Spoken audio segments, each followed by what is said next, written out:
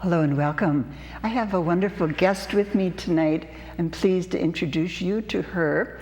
My guest is Representative Ilhan Omar, and you have probably been reading about her. She's made both local and state and national news lately. She is the first Somali American representative elected to a state legislature in our country.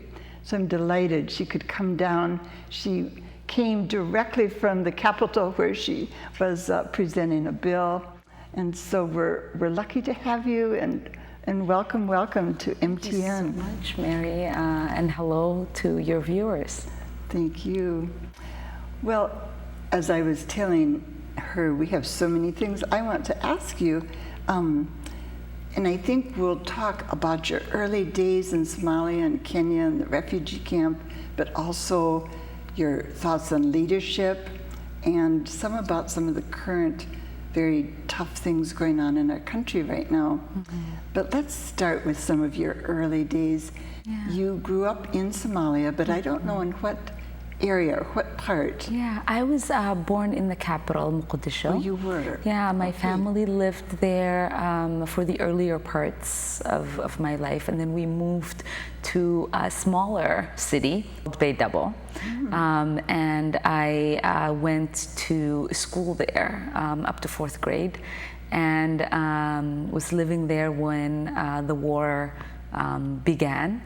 And my family actually thought moving back to the capital would be safer because we would be with the rest of our family, and our extended family lived in the capital. And then that is actually where most of the trouble was happening. And so we got caught up in that, and really realized that the country was going in a downward spiral and we needed to get out. When you say caught up in that, just give me a couple examples of what it was like. Yeah, as a 9-year-old, 10-year-old. Yeah, I was 8. Oh, 8. And so when we were in this smaller city in Baydabo, we would hear rumblings of the war. We weren't really directly experiencing it. There weren't bullets flying. There was no chaos. There was no rapes or deaths that we would witness. And so when we came into the capital, that was a daily life. And so our family's home would get broken into in the middle of the night by militia who were trying to harm us and take our stuff.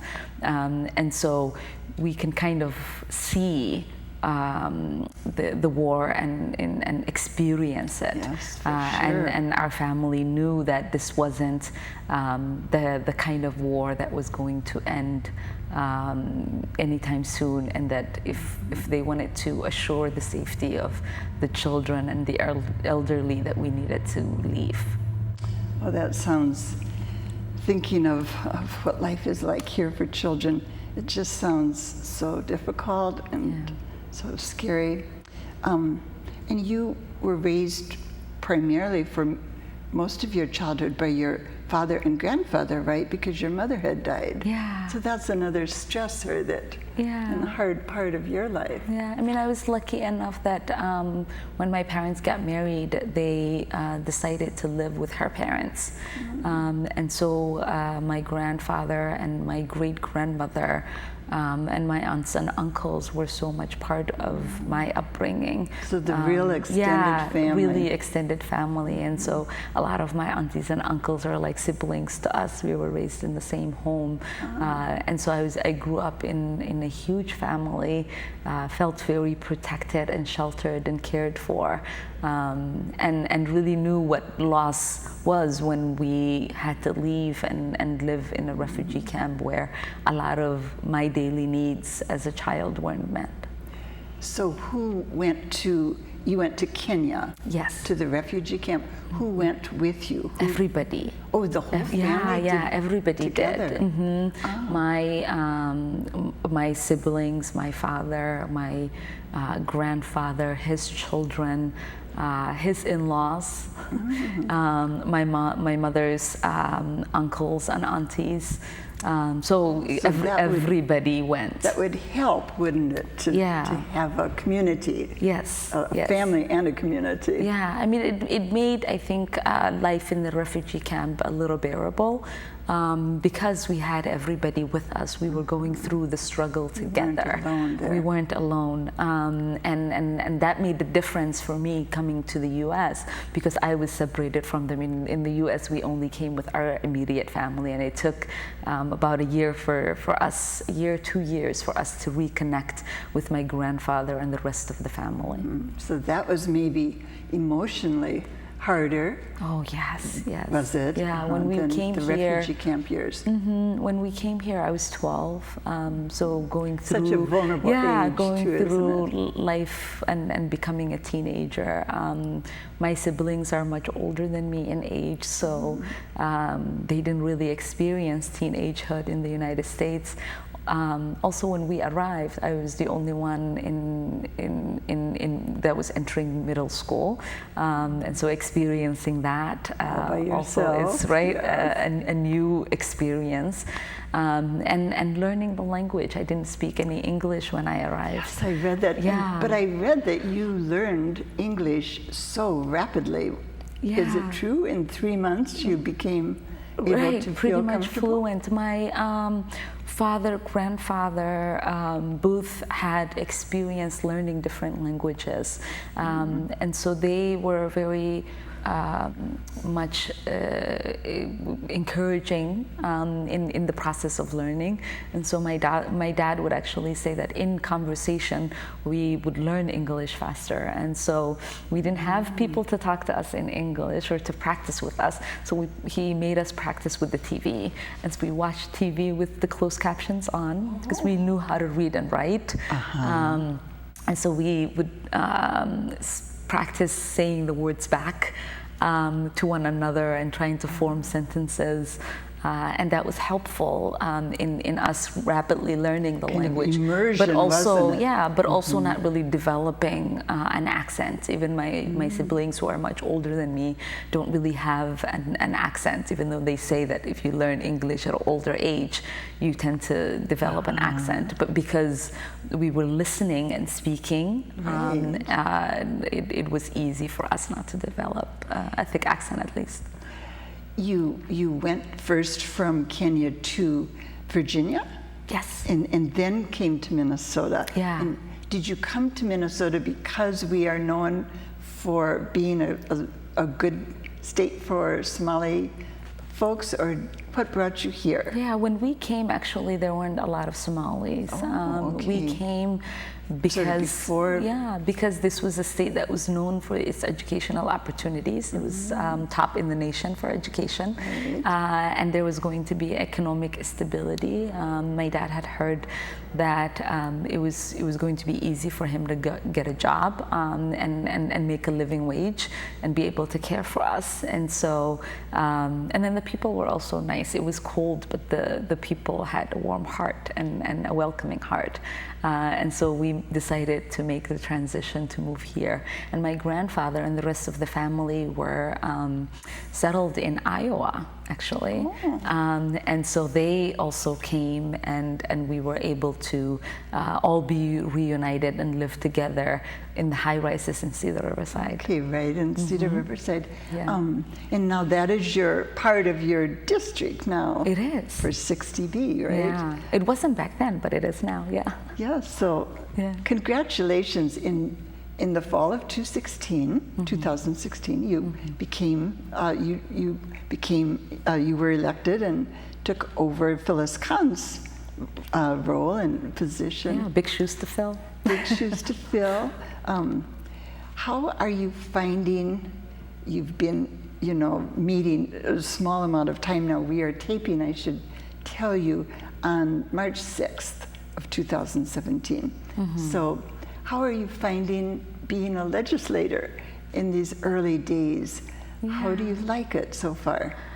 I am enjoying it. I am finding the rigor of the fast-moving legislative session to be very exciting. I am known to really not enjoy much of sitting around, and so You are not doing that now, are right, you? I am not, and so I'm fitting right in. I've been able to get my bills introduced, get hearings scheduled, and figure out the process of finding co-authors that are going to help me make sure that my bills are set up for success, and really find my footing. I ran for leadership position before we were even sworn in, so I am the assistant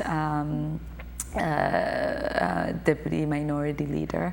I didn't know that. Yeah, and I so didn't read that in any of my preparation. That's great. Yeah, and so it's been exciting to partake in the leadership of the caucus, and as a new person bring a new perspective and guidance to our caucus and a new voice, and also enjoying just being a freshman and really learning and paying attention to what is happening and how we best bring the voices of the people to the people's house.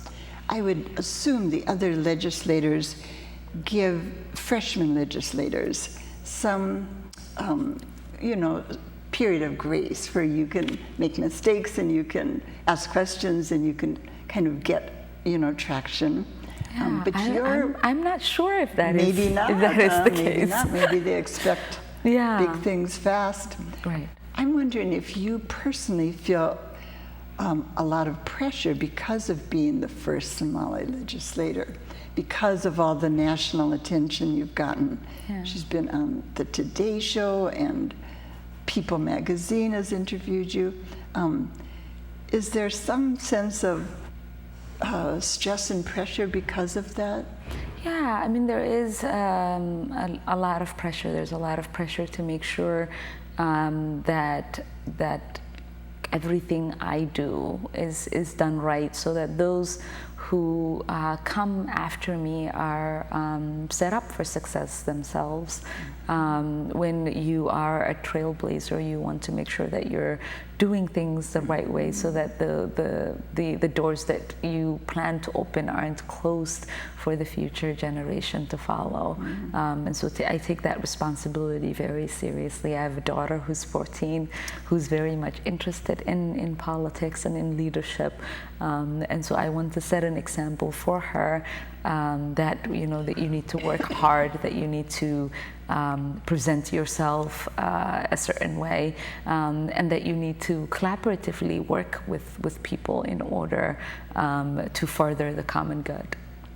You are answering some of my questions about what makes a good leader. And I can tell you are thinking a lot about it and putting it into action.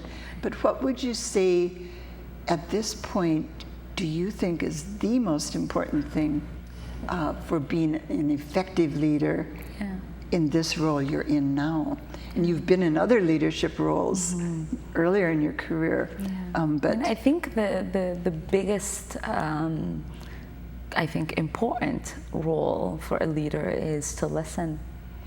I've heard other leaders say that. Yeah, not a lot, but it's a I think oftentimes we tend to think we have all the answers, that we've made it this far, so we must know something. But it is about paying attention to the needs of people, making sure that you're not only listening to your internal voice, but you're listening to the outer voices and using them as guidance, and that you are paying attention to the voices of the people who put you in that leadership position, and that the people who gave you that opportunity to be able to lead them. What seems tricky about that, though, Ilhan, is that you listen to people who have many different ideas, and some very much in conflict with other ideas, and then to sort out which path is the best path. to have to disappoint people. Right. Yeah. How do you kind of think that through? Yeah, I mean, I consider myself a consensus builder, and I consider myself someone who's also a bridge builder, and I like to think of often not focusing on what what is right or wrong, but finding what we might have in common and how we could collaboratively work to get the best, right, of all the sides. And so that's what I really look for. We need that, don't we, so much right now. I mean, it's such a very challenging time. Yes. Just today, and again, this is March 6th that we are together. Just today, President Trump's new revised travel ban came out. Some changes, some not such big changes. Right. Can you give us your reaction to it? It's hot off the press, so to speak. Yeah, I mean, I think it is really still disappointing and disheartening that the focus of his presidency has been really moving forward with a policy that instills fear in people, that uses hateful rhetoric, that still continues to be polarizing and dividing, when it is a time for us to actually be working on unity and celebrating the diversity of what makes up our country. When you think about this particular ban, and the reasoning behind it is supposed to be used for protection, but I think it makes us more vulnerable, and if we are truly to be focused on protecting Americans, we have to protect them from those that have caused them harm, not use others and not use a particular faith to scapegoat. And this ban does not ban those that have caused harm to the United States. It bans those that are also suffering in the hands of terrorists.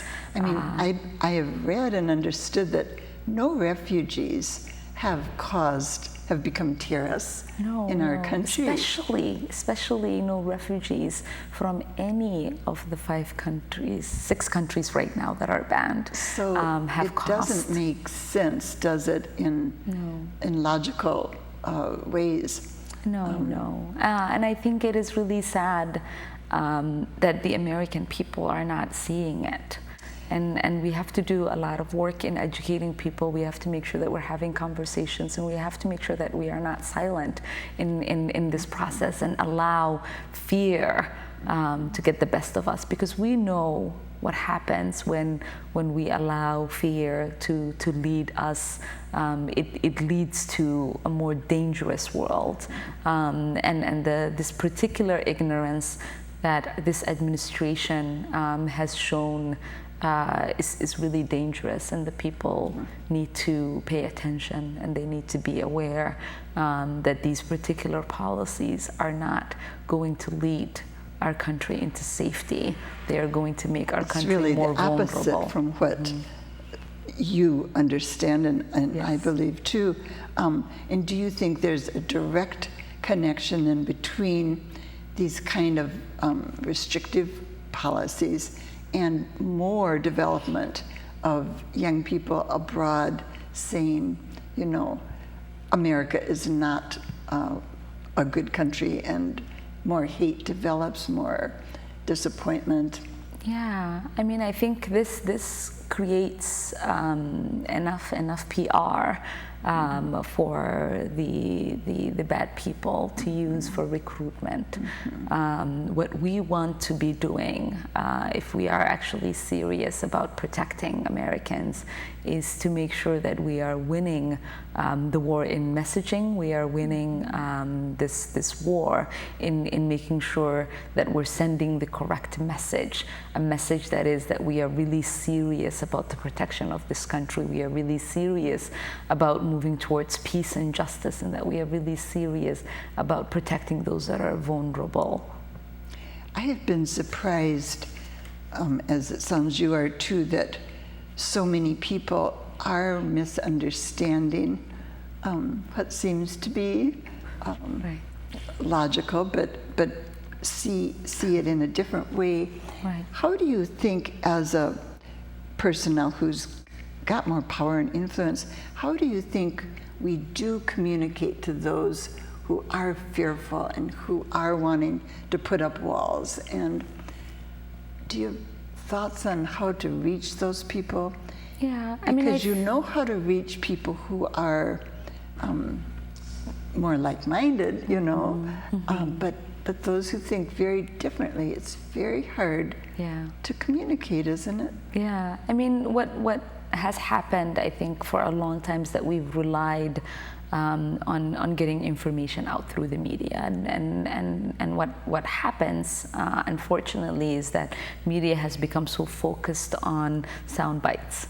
Yes. And so oftentimes you don't get a lot of the message out that way. And then I think another unfortunate thing that has happened is that we've gotten used to screaming at one another and being hell-bent on you know, sort of saying that I am right.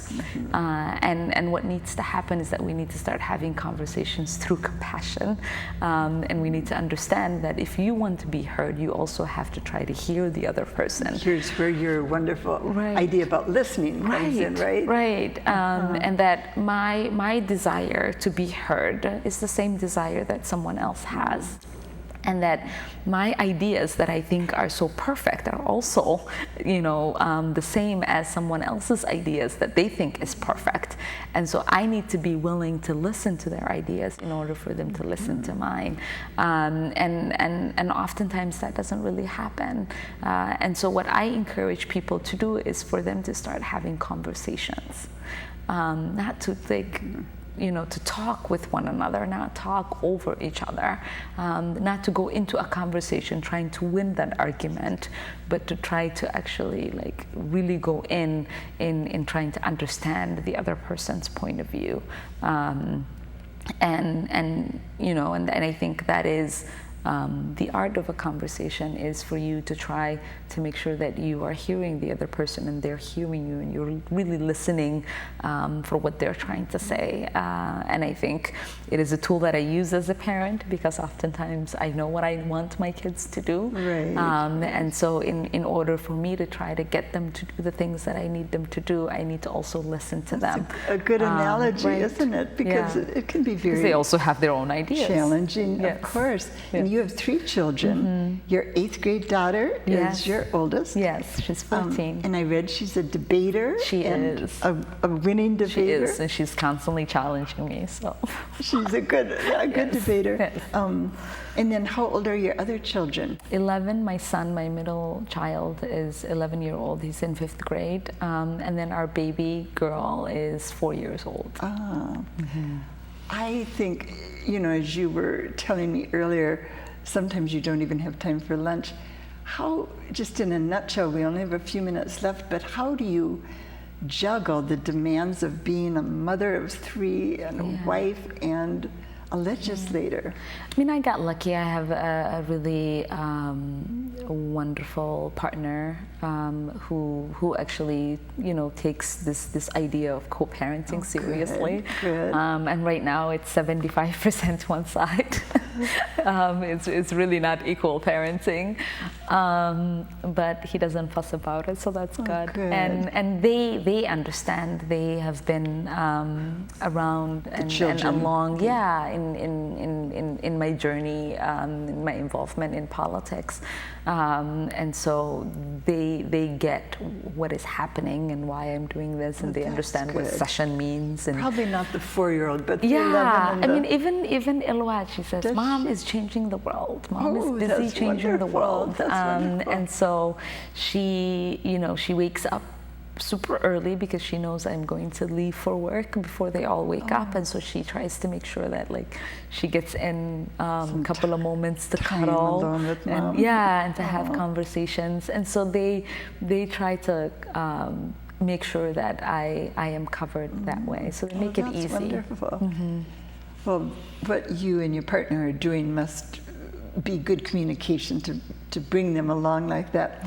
We're almost out of time. I want to have you give your website, so if people would like to get a hold of you, how do they best find you? Yeah, I mean, so my email is representative, it's rep.ilhan, ILHAN .omar @house.mn.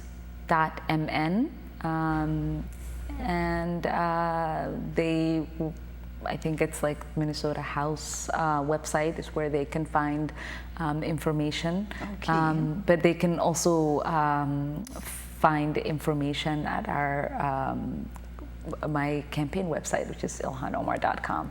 Okay. And that will also redirect to them to our official website. Yeah. We have 1 minute left. Can you give us maybe 1 or 2 myths that you think we have here about Somalia that you would like to dispel? I think oftentimes people think that there isn't life in a place of war. And so when they hear, Representative Ilhan Omar has gone back home, they're like, why are these refugees here? And so it is important for people to recognize that there are still people living there. And you have life a lot of still relatives continues there. Those of us who are lucky to escape that turmoil go back and try to give back, because we do have a survivor's guilt. And so we might not be able to go back to live there forever right now, but we are going back because we still have loved ones who weren't able to escape like we did. You said aunties and uncles. So that is one myth that needs to be dispelled. The other one is that the desires, the dreams and the passions of the people there are the same as our desires and passions and dreams here. And so we need to remember to have compassion for people. They are not, we might not know them, but they are the same as us. On that wonderful, positive, true statement, we need to say goodnight. But thank you so much for coming down. It's been just very, very nice to get to visit and learn from you. Yeah. Thank you so much. You are welcome. Thank you for joining us. I'll be back again next week. Until then, have a good week.